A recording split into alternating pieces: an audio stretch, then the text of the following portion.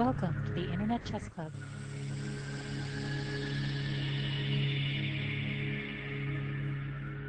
Checkmate.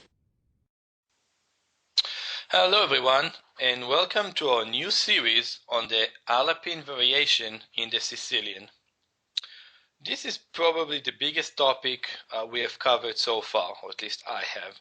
If before we had looked at the dragon variation or the 150 attack, of course there are very playable openings, very popular some of them, but e4, c5 is the major opening in chess, definitely after e4. And the possibilities here are divided between knight f3, which is the open Sicilian, some types of closed Sicilian, or the Grand Prix, and then basically something which is somewhere in between, and that's why it's so popular, c3. It is amazing that this key is only the ECO key for that is B22. And if we think, my database is around 4 million games, there are 500 keys, so an average key would be about 8,000, right? But this key with C3 has 70,000 games, 70 or around this number. In my opinion, the single biggest key in chess. Probably the reason is when the key system in chess was created, C3 might not have been as hugely popular as it is today. I would definitely make sense to start reshuffling some keys and give this huge line some more space. This is going to be our introduction video, so we will see many of the almost endless possibilities and type of positions here.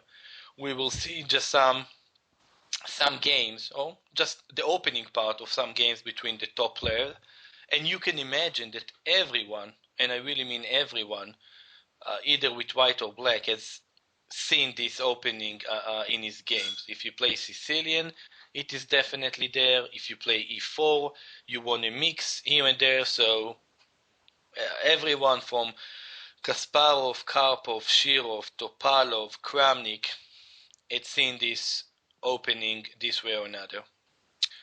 Basically, black has two main possibilities here, and another, I would say, black has 2 to 3 major possibilities here, and another 2 quite minor ones. Let's start with the major ones, just to have an idea. Knight f6 is, of course, the major move. Developing the knight, attacking the e4 pawn, and using the fact that the knight on b1 cannot be developed to c3 to protect the pawn. Most of the time forcing e5, knight d5, and then this is clearly a better version for black than Alyoshin opening, which goes e4, knight f6, and knight d5. So just imagine that white would play c3 and black plays c5. Of course, in black's favor. The other major move is immediately challenging the center with d5. The drawback, the queen is being developed quite early, but it can be seen very clearly the weakness of those squares, and again, no knight c3. This wouldn't have been possible. Just imagine white playing knight f3 and then d5, takes, knight c3, d4, and black is not in a great shape here. So the other idea is after c3, playing d5, take, d4, and most of the games, or a big part of them, knight f6 or knight c6 are possible, and here black has a decision to make whether he want to play bishop g4 or he want to play e6. In most cases, sooner or later, either white is going to capture on c5, and then we're going to have a position of 3 pawns against 2 on the queen side, or black is going to be the one capturing on d4, and white is going to have an isolated d4 pawn, but with some hopes for initiative. This is basically in few short lines the d5, the queen d5 system. Another major one, which is not very typical for Sicilian players, that's why it's not that played, but as we can see, many moves or many positions can be transposed. e6, players that both play Sicilian and French opening can very easily play e6, and after d4, d5, well, e5 is the advanced variation in the French opening, right? Let's see how we can get this position from the French. Many positions in chess do transpose, and that's why you do your homework in one position, you might benefit in many others. So voila, from the Alapin in the Sicilian, we reach a position that is actually a French typical one. The difference is that from the Alapin, white has the major move capture on d5, and now either knight f3 or bishop b5 first, trying to play against the d5 weakness if white does manage to take on c5 and give black an isolated pawn. Some other moves that are possible, for example, might be d6. This might actually lead to some type of Pirtz position. After d4, knight f6. It is very important, one general idea about those structures. Take on d4 many times will serve white, because look at this, white now has his center, but also has the c3 square available for his knight. The c3 square is basically the big drawback of playing c3, no place for the knight. But if black takes and white takes back, there is a place for knight on c3. So that's why black might many times will play knight f6. And here, one of the major moves is bishop d3, and we will get a type of Pirtz. Quite an okay one for white, I believe. Take on c5 is definitely a possibility. Be very careful to take on e4 because of this check which exists in some Sicilians. So black is playing knight c6, and this is an interesting pawn sacrifice. Actually, take is considered not that ideal for white. So basically white is sometimes just defending the pawn, but of course this pawn sacrifice is a very interesting thing to consider. I would say that I've seen in some top blitz games of players, and actually an idea which I have seen, this crazy queen a5, just trying to prevent d4. It's a very, well, I would say crazy move, but, well, it's actually not very easy, you know. It's a move. It's not like a losing move or maybe a big mistake. It's just a very questionable move. Let's put it this way. Another idea which is possible is just to play b6, try to develop the bishop that way. I do believe that after d4 white should be better, but those things exist. Okay, let's explore quite quickly, not getting into too much detail, the possibility, mainly knight f6. This is going to be our major topic because by nature it is the most dynamic type of play. If black plays e6, we will get a French type of position. Well, I'm not saying it's bad at all, but I'm saying if black wants to play the knight off or the dragon, black is an aggressive player, maybe he's not in the mood to play the French. Or also d5 positions, they are quite possible to play. For example, Karpov has played them. It's interesting to see that most of the aggressive players, dynamic players, Kasparov, Topalov, Shirov, would play with no hesitation knight f6. d5 is, well, much more in Karpov style. After knight f6, e5, knight d5. In this position, again, there are several possibilities for white. d4 or knight f3 are clearly the main ones. But other possibilities such as bishop c4 right away exist. G3 was played a lot by Grandmaster Edward Rosenthalis. He was playing this a lot at the top level, some games against Shirov and other strong players. It's a logical move, trying to develop the bishop to the long diagonal. The only problem is that white has created some weaknesses on those squares, and if black will manage to stop d4 quickly, it might be okay. Another way to play is e6 and then bishop take. Even knight c6 is possible, but g3 is definitely an idea worth considering. d4. d4 is the most direct way of playing. And after pawn takes d4, well, nothing really else for black. White is faced with basically two major moves. Knight f3 is actually the major one, but queen d4 is definitely an interesting possibility, basically forcing black to play e6. And we have this interesting position that white queen has already moved several times, but maybe not located very badly, with direct threats against the h7 pawn.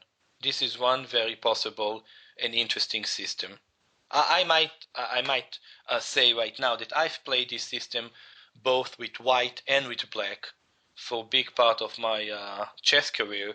So I had many games in almost every possible line that we have mentioned so far. I have played games either with white or with black. After take on d4, knight f3, basically knight c6 is the main move. And here, white again can either play bishop c4 or take on d4. For example, after take on d4, d6, bishop c4, knight b6. We will definitely discuss this position a lot in the future. White has two possible moves, bishop to b5 or bishop to b3. The bishop b5 was considered white's main move, but after some variation that involve taking on e5 and bishop d7, it is now considered that black is absolutely okay in those type of position. Bishop b3 is a very aggressive move, which involves sacrifice of a pawn. If white just takes back, well, black will just exchange queens, develop his bishop, and the e5 pawn is more a weakness than a strong pawn. So take d5, and this position has been played in top 2600, 2700 games.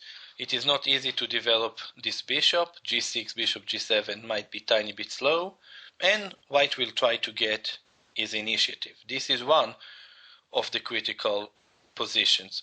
Another critical position will be immediately playing bishop c4, and if e6 is of course possible, we will see very quickly several games that were in this position, with Kasparov being in several of them with the actually white pieces, and Topalov, Judith Polgar with the black pieces. Very similar stuff to that. But knight b6 is the main move here. Bishop b3.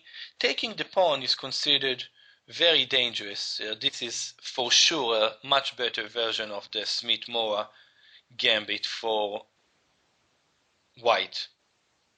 So d5 is the main move, trying to block the diagonal.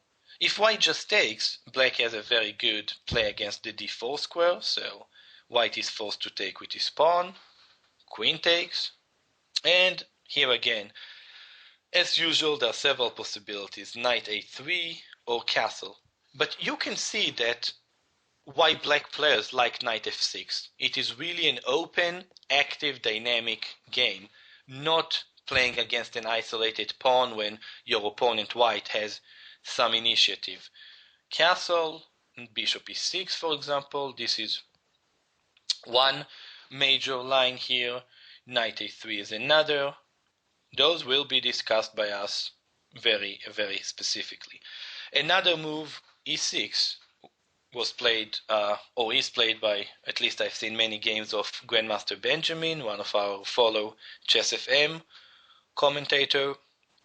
The idea is to use the very well placed knight on d5 to develop the bishop to the long diagonal and try to keep a more unclear dynamic game going.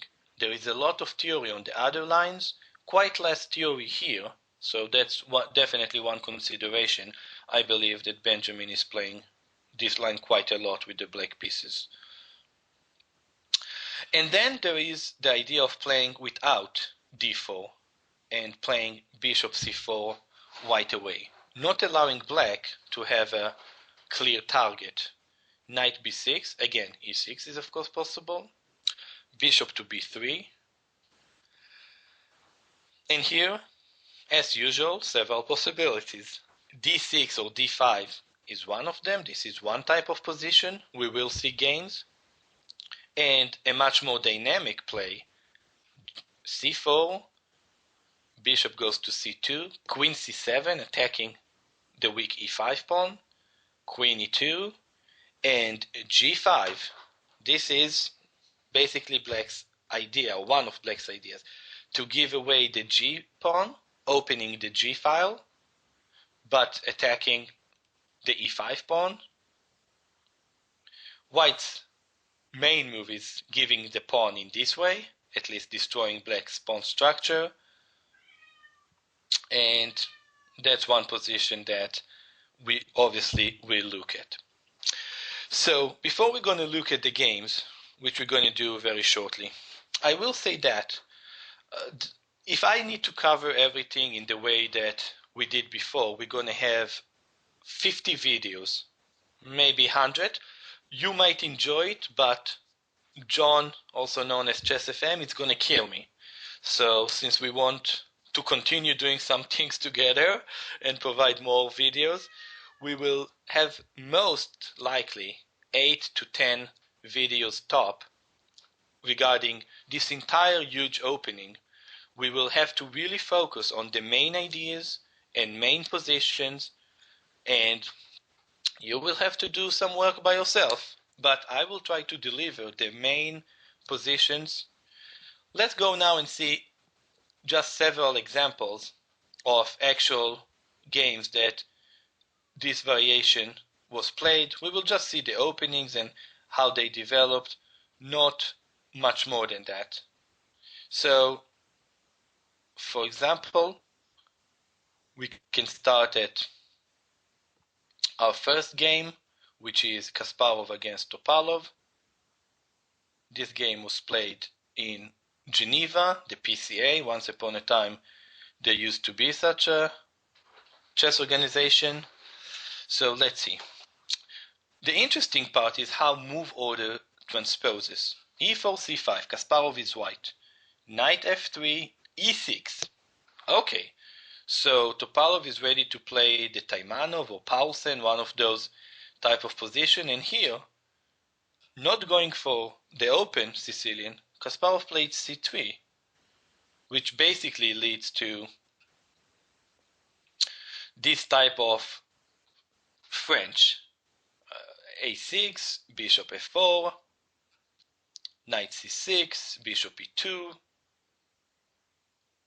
knight f6, castle, bishop e7, and the usual play against the isolated pawn in the French.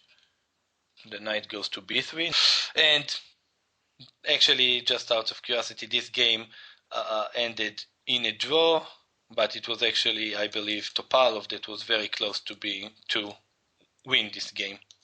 So we have a French type of position. Another example that saw actually exactly the same move order was the same tournament, Kasparov against Judith Polgar in Geneva PCA, e4, c5, knight f3, e6, and Kasparov played c3 again. Knight f6, this time not d5. So now we are very close to variation that we saw that result immediately from knight f6, knight d5. b6 is a move we mentioned before, a very active move, and d6 is maybe the main move, which was played by Judith in this game. Bishop c4, knight b6, bishop b3, knight c6, and this way or another, we reached a type of position when white has an isolated d-pawn, some initiative. Also in this game, Kasparov didn't manage to get too much. Well, in the other game it was actually worse. And this game ended in a quick draw. So, well, at least so far Kasparov wasn't doing very well in this type of play, but those are just two games. Let's look at another move order that resulted. This is a much more recent game, Ivanchuk against Carlsen from the Nice tournament, the rapid and blind one.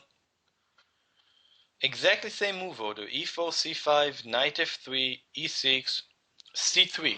So even if you are a white player that want to play the open Sicilian, you can use this system here and there, and for sure with the black pieces, you have to know this.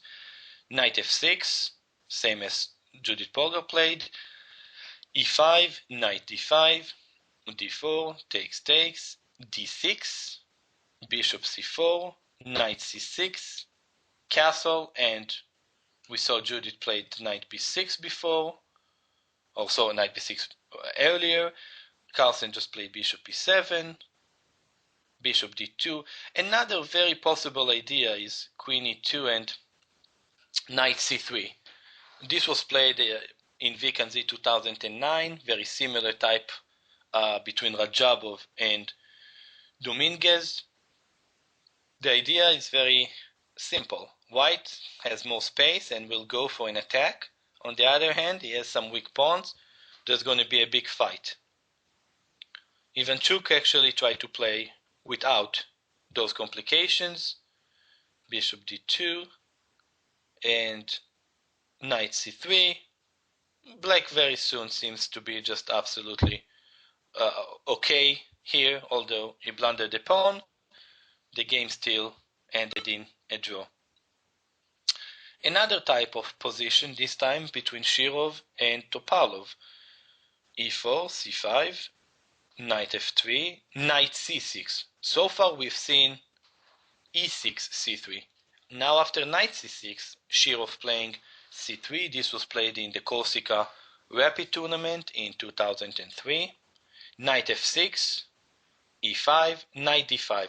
So basically, what we have here is exactly e4, c5, c3, knight f6, e5, knight to d5, knight to f3, and then black played knight to c6. You can see how there are endless possibilities of move orders and in those type of position.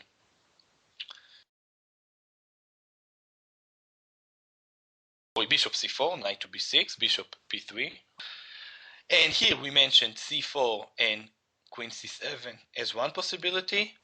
d5 was played here by Topalov. Take, castle, bishop e6. We saw this in other lines. And it's a game which actually was won by Shirov.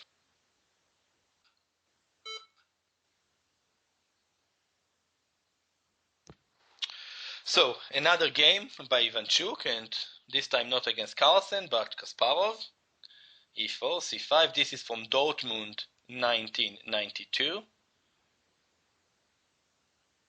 And we're going to reach very similar position to Shirov Topalov, which we just saw. d5, take, queen take. And we saw Shirov playing castle, and d4 here played by this same position as was in Shirov Topalov was played by Ivanchuk 16 years before he played with Carlsen. Actually, Carlsen was 1 year old when this game was played, Ivanchuk against Kasparov. Same plan was played by the players, and here d5, take on d6, and We saw Topalov took with the queen, which is possible. Kasparov took with the pawn. d4, bishop g4, h3, bishop h5, and, well, actually white reached some very small advantage here. The game ended in a draw. This was Ivanchuk Kasparov from Dortmund, 1992.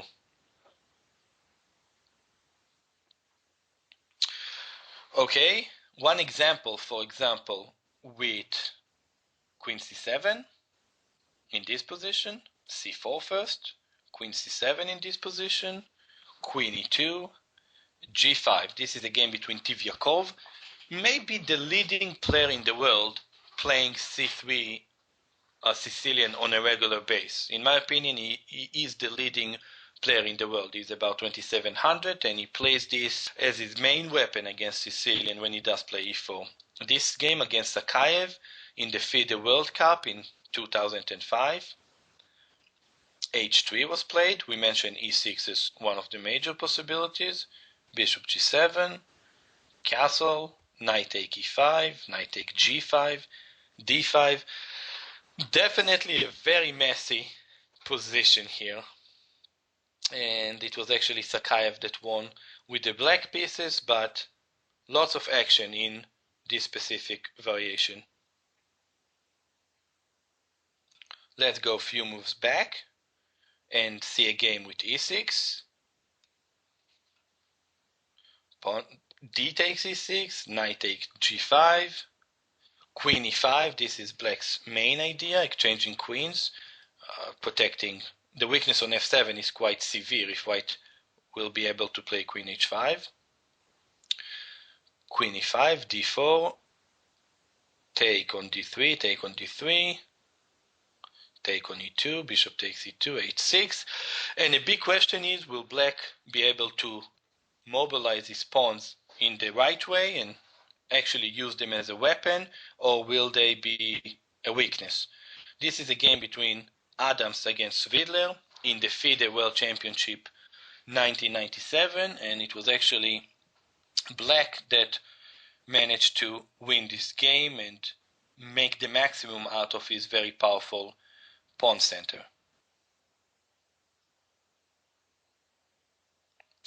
Going back to some other lines, but I'm still staying with the knight f6 positions. They are the most interesting one, or at least the most dynamic one. d5 and castle, bishop e6. This is the Shirov-Topalov game. I'm just showing another example from Tkachev-Carlsen. It was played in a blitz tournament, but still, that was played between those guys 7 months ago. Bishop takes, queen takes, a4, queen d7. White is full of weaknesses but has development. And after d4, those weaknesses suddenly disappear and white seems to be somewhat better in this position. Well, it's unclear, let's put it this way, but easier to play with white.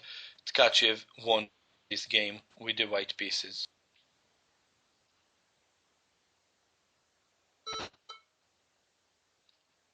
Okay, let's touch very quickly just a few examples with d5.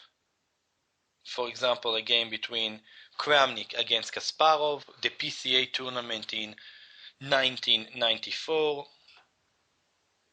d5, take, d4, knight f6, knight f3. Bishop g4 is the more aggressive way. I mentioned before e6 or bishop g4 possible. Bishop e2, e6, h3, bishop h5, bishop e3, take, bishop e4, knight c3. There are many versions and ways to reach those positions. Castle, queen a5, and we have a very normal position of isolated pawn. White will try to play for some pressure. In this case, he played a3, forcing black to take due to the weakness on b7, but I believe that, just my personal feeling, black is just okay. Here, for example, Kasparov played immediately knight d5, when bishop d2 is not possible because of this little tactic. Well, maybe it's possible, but just gonna be a draw. So it was quite quickly. Well, not very quickly, but without much of a play, this game ended in a draw. Let's just show one game just to see another idea which we have discussed. We can go and see those games basically till tomorrow morning. This time with queen takes d4. Let's see how it happens. c3, knight f6, e5, knight e5, take on d4, queen takes d4. This is a game between Kamsky against Grichuk, also in the same Tal Memorial Blitz tournament 7 months ago. e6, knight f3, knight c6, queen e4, f5. That's basically the idea. We mentioned that this diagonal, the b1, h7 diagonal, is dangerous for black, so f5 immediately. If white takes, the knight take and bishop c5, and black will make use of the open f-file. So, queen e2, queen c7, g3, knight d7, a weird move, but going immediately after the target, the e5 pawn, and not very important to actually analyze a blitz game, although black was winning. The game ended in a draw. So let's conclude here. We have seen basically that this is, in my opinion, the biggest ECO key in chess. 70,000 games, and I can basically honestly divide it into 3-4 main openings. Knight f6 is 1, d5 is 2, e6 is 3, and probably d6 can be just a key by itself. We will focus on knight f6 in the most dynamic game. We will touch the d5 positions, and maybe if we'll have some energy and a space of 1 or 2 videos, we will see a little bit regarding e6 and d6. I'll say one thing general about this opening. This one is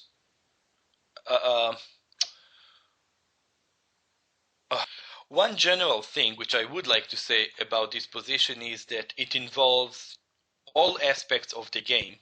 The decision which line to play depends on white and black. We can see that black can go to the simplest, most quiet position, and it can also go to the most aggressive positions. The same goes with white. Usually players that play this are the ones that don't have all the energy to study and look at all the open Sicilian ones. But it doesn't mean that those lines don't represent enough opportunities for white to achieve something. We have some work before us to start exploring this, and I'll see you when we do that work on our next video. Take care. Bye.